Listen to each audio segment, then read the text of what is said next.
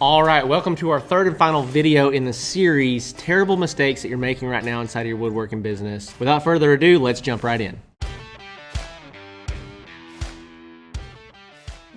All right, well, welcome back to the channel. Welcome back to this video or this podcast episode. So grateful for you, as always. Hopefully, you've checked out video number 1 and video number 2 in this series of terrible mistakes that you're making right now inside of your woodworking business. And we've got 6 principles and 6 ideas that we see really cause the majority of sales issues for aspiring woodworking business owners or business owners that are trying to scale and grow. And so we covered the first 4 in those first 2 videos. If you haven't checked them out, be sure to go check those out. Here's the link to the first one right up here where you can start. But in this video, part 3, we're gonna cover the last 2 mistakes that we see them making, okay? So number 5, we've covered the first 4. Number 5 is that you're focusing on and selling low ticket items.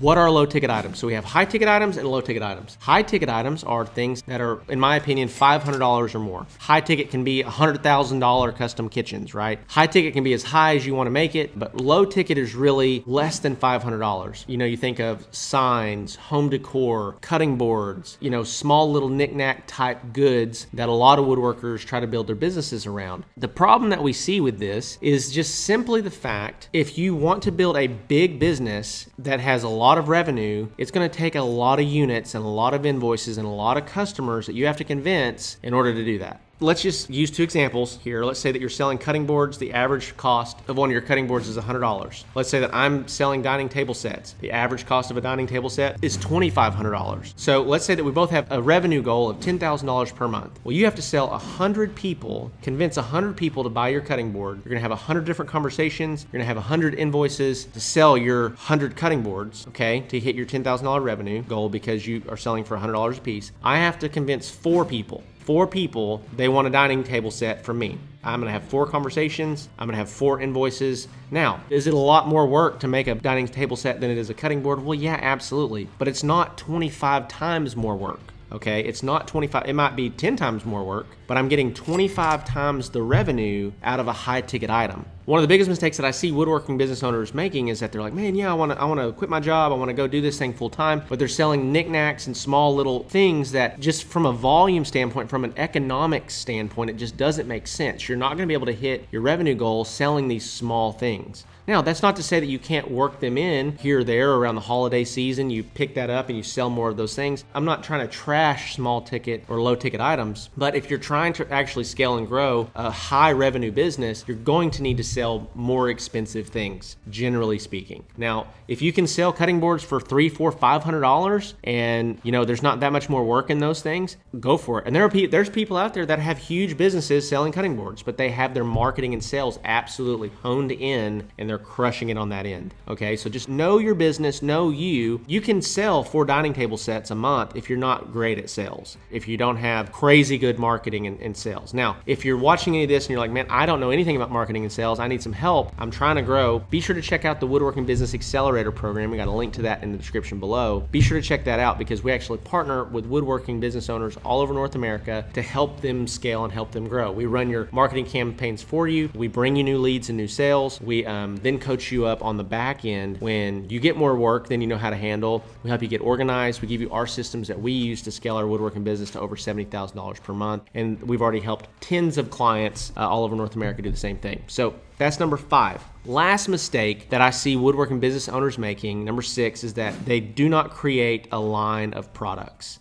A lot of times what woodworking business owners do is they say, hey, I'm a woodworker. I have a skill set. I can build anything. That opens them up to having to build anything that anybody brings to them. And the reality of that is that you're having to learn that specific product as you build it on the fly every time. We all start that way. There's nothing wrong with that. But what ideally should happen, build a product or build a one-off product for somebody, but then you give it a name and it becomes a standardized product in your catalog. It becomes a standardized product in your line of products. Therefore, you can sell it again and again and again, develop a system around how you manufacture it, and you can kill 2 birds with 1 stone. So number 1, you give customers a place to start from. When they come to you and they're like, I don't really know exactly what I want. I know I want a custom table. Well, you can say, okay, awesome. Well, here's 15 tables that we've done. Do any of these interest you? And if not, then you can send me some inspiration. Now, first time I do it, it's going to cost a little bit more money because I'm having to learn how to do it as we go, but these are the prices on these tables that we've already done because we obviously have systems around it. We can do it faster. You want to build a business that is repeatable. You want to build a business that you get to do the same thing over and over and over because it's going to simplify your operations. You can bring on team members and train them on stuff that you've done 100 times before, and it's going to ultimately allow you to build a brand with a product line, okay? So hopefully these videos have helped you identify the mistakes that you've made inside of your woodworking business or you're currently making. So just real quick to go over these again, I'll recap them briefly, but if you have not watched video number 1 or video number 2, be sure to go back and watch those. But here's a quick recap of the 6 biggest mistakes that you might be making right now in your woodworking business. Number 1 is you're building stuff and you're hoping to sell it. This is a recipe for disaster. How do I know? Because I did it and I see guys doing it all the time. Number 2 is that you're not building a brand, and as a result, you're just competing on price. You're frustrated, you're aggravated because I can't compete with this guy that's selling dining tables for $400 or $500 out of construction grade lumber. Don't compete with him. Position yourself as the expert, position your product as superior, and you won't have to compete with him because you will attract higher class clients that want a more superior product. Number 3, your only source of new leads and clients is word of mouth and referrals.